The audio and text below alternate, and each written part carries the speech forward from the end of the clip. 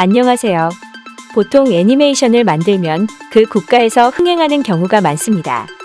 하지만 특이하게 자국보다 외국에서 더 흥행한 애니메이션이 존재합니다. 다양한 이유도 존재하는 만큼 이번 시간에는 자국에서보다 외국에서 더 흥행한 다양한 애니메이션에 대해 알아봅시다.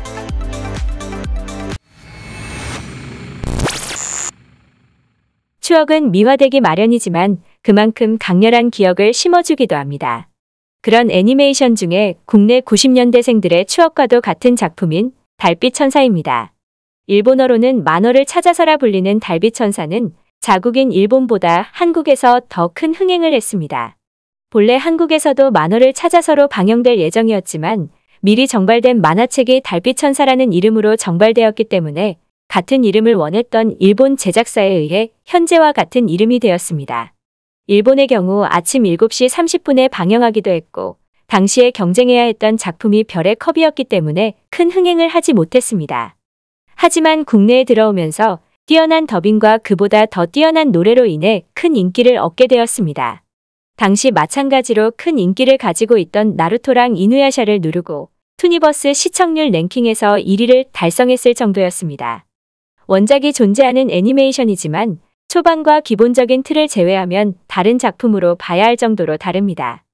악명 높은 스튜디오 딘답지 않게 막장 드라마 같은 원작과 달리 훌륭한 마무리를 지으며 많은 어린 시청자들의 눈물을 뽑았습니다. 덕분에 결말 자체는 좋지 못했지만 몇 년 전 달빛천사 고개 펀딩이 시작되었을 때 많은 사람들이 참여했습니다. 비슷한 여아들을 위한 작품이 본토가 아니라 외국에서 흥행한 경우가 있습니다. 슈가슈가루는 일본도 한국도 아니라 90년대 프랑스 여자 아이들에게 큰 인기를 얻은 작품입니다. 1990년대 이후에 프랑스 사람들한테 슈가슈가루는 국민 애니 취급을 받을 정도라고 합니다. 그래서 2000년대 소녀들 중에 슈가슈가루를 모르는 사람은 없을 정도입니다. 사실 슈가슈가루는 달빛천사와는 다르게 일본에서도 나쁘지 않은 흥행을 했지만 프랑스에서 그 이상으로 인기를 끌었다고 할 수 있습니다. 덕분에 프랑스는 한국과 더불어서 최근까지 슈가슈가룬에 대한 이야기가 나오고 있는 얼마 안 되는 나라입니다. 대다수의 등장인물의 이름은 불어이고 사용하는 주문의 불어가 많이 포함되어 있어 프랑스인들이 다소 친숙하게 느꼈을 여지는 존재했습니다. 이와 같은 흥행 덕분에 프랑스 전용 상품 등을 많이 냈습니다. 참고로 프랑스에서 슈가슈가루는 두 주인공들의 이름을 직관적으로 표기한 쇼콜라와 바닐라라고 합니다. 특이하게 일본보다 유럽 국가와 중동에서 더 큰 인기를 얻은 UFO 로봇 그랜다이저입니다. 일본에서는 마징가 Z나 그레이트 마징가의 인기를 뛰어넘지 못하였고 제작 과정에서 이런저런 문제가 있어 두 전작만큼 인기를 얻지 못했습니다. 그것에 비해 해외에서는 어마어마한 인기를 끌었습니다. 특히 프랑스의 경우 순간 시청률 100%를 달성한 전설적인 작품으로 불릴 정도입니다. 프랑스에서 처음으로 소개된 거대 로봇물이기도 했고 작품의 감독이 이탈리아랑 프랑스 영화를 좋아했던 만큼 유럽에서 좋아할 여지가 담겨져 있는 작품이었습니다. 오죽 인기가 많았으면 프랑스의 그랜다이저의 동상이 존재할 정도라고 합니다. 후에 마징가 Z랑 그레이트 마징가가 프랑스에 들어왔을 때 그랜다이저의 스피노프라고 생각했다고 합니다. 마찬가지로 중동에서도 엄청난 인기를 가지고 있습니다. 특이하게 방영된 지 적어도 30년은 넘은 작품임에도 여전히 팬들이 존재할 정도입니다. 당시 중동이 혼란하던 시기였던 것도 영향을 줘서 반전 메시지를 담은 그랜다이저는 중동 사람들한테 일종의 도피처와 같은 역할을 했습니다. 물론 이와 같은 인기가 온전히 시기와 운 때문은 아니었습니다. 작품의 각본을 70년대와 80년대를 대표하는 명각본가인 우에하라 쇼조가 절반 정도 담당했던 만큼 엄청난 스토리 완성도를 가지고 있습니다. 실제로 각본의 질은 마징가 Z랑 그레이트 마징가 이상이라고 하는 사람도 존재할 정도로 정말 충격적인 스토리를 가지고 있었습니다. 서양에서 공각기동대와 함께 사이버펑크를 대표하는 작품으로 기억되는 버블검 크라이시스입니다. 노래가 매우 좋은 작품으로 잘 알려져 있는데 사실 노래뿐 아니라 나름 전반적으로 다 잘 만든 작품입니다. 상당히 심오하고 난해한 이야기를 담고 있지만 실상은 디스토피아적인 분위기에서 싸우는 미소녀, 액션 메카닉 등 말 그대로 잘 팔릴 요소를 전부 넣어서 만든 짬뽕 같은 작품입니다. 특이하게 TVA가 아니라 OVA 형식인 애니메이션입니다. 후에 새로 리메이크하였는데 리메이크 작품도 나름 수작으로 평가받고 있습니다.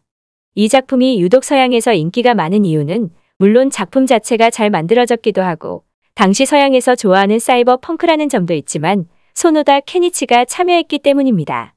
근데 의외로 인기가 오래가지 못하다가 새롭게 재조명을 받은 작품이기도 합니다. 덕분에 2010년이 되어서야 OTT 서비스랑 블루레이를 재출시하기도 하였습니다.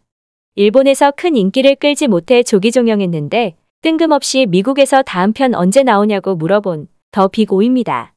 그냥 보면 일본보다 미국 애니메이션 같지만 의외로 일본 작품의 오마주도 많은 일본 작품입니다.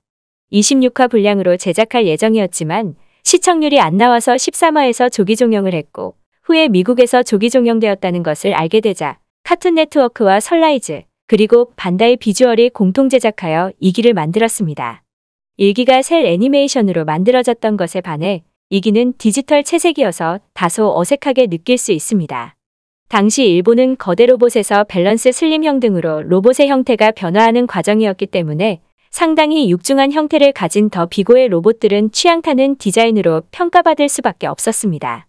반면 미국에서는 이런 형태를 상남자의 로망으로 받아들였고 일본에서도 인기를 얻은 웅장한 부금까지 더해지자 그 움직임 하나하나의 카타르시스를 느낄 수 있게 되었습니다. 또한 물론 일본 특촬물의 오마주가 많았지만 그럼에도 작품의 구도가 미국 고전 탐정 애니메이션과 비슷했습니다. 이러한 특색은 일본 시청자들에게 낯선 느낌을 전달해서 흥행에 실패할 수밖에 없는 상황을 만들었습니다. 반면 이런 특색이 익숙한 서양 시청자들에게는 하나하나가 매력으로 다가와 폭발적인 인기를 얻을 수 있게 하였습니다. 짧고 간단하게 일본보다 외국에서 인기가 많은 최신 애니메이션을 봅시다.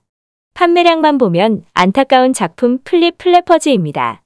작품 자체의 퀄리티도 작화도 배경도 좋은데 이상하게 높은 인기를 끌지 못했습니다. 그에 대한 해답은 광고 때문입니다. 작품의 홍보를 백합으로만 했는데 작품의 작화가 백합계에서 인기가 있는 작화가 아니었기 때문에 관심을 못 받았습니다. 실제로 이 작품의 매력은 백합이 아닌 액션과 그 분위기였던 만큼 그쪽을 중심으로 했으면 더 인기를 끌었을지도 모르겠습니다. 스토리도 의외로 복선 회수도 잘하고 깊게 파면 팔수록 흥미로운 내용이 많아 아는 사람들 사이에서는 평가가 좋은 작품입니다. 작품 내에 이런저런 오마주랑 패러디도 많기 때문에 알고 있으면 나름 찾아보는 재미도 있는 작품입니다. 작화도 좋기 때문에 이런 류를 좋아하는 서양 유저들 사이에서 더 인기가 있었습니다. 그렇기에 서양에서도 일본에서도 한국에서도 비운의 명작 취급받는 작품입니다.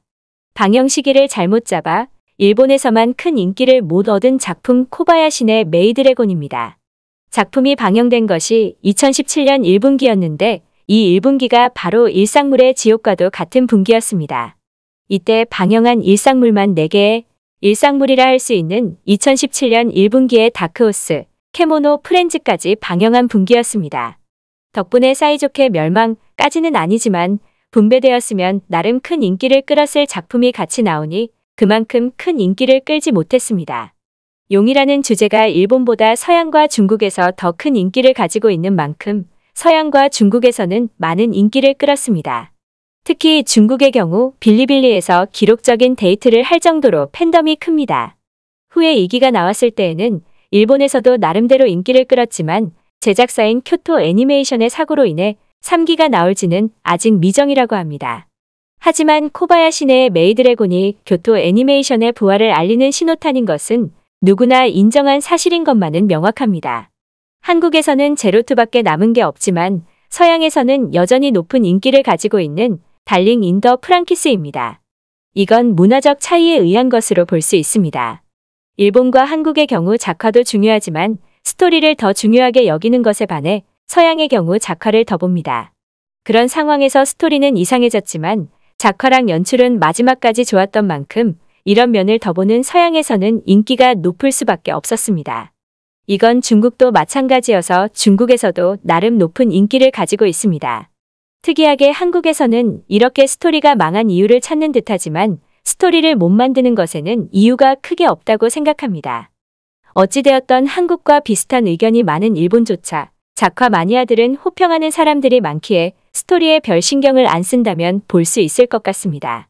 스토리를 많이 신경 쓴다면 제로투만 보는 것을 추천합니다. 혈압 올라갑니다. 작품 자체가 16화부터 쪽대본이었기 때문에 제대로 된 스토리를 바라는 것 자체가 말도 안 된 것 같습니다. 작품이 자국보다 타국에서 더 인기가 많아지는 것에는 문화에 따른 차이점이 이유인 경우가 많습니다. 더빙을 기가 막히게 하였거나 그냥 운이 잘 따라서 그런 경우도 있지만 현대에 오면서 문화적 차이로 인해 차이가 나는 것 같습니다. 물론 그냥 그 해당 작품이 시청자들의 가슴에 불을 피워서 그럴 수도 있습니다.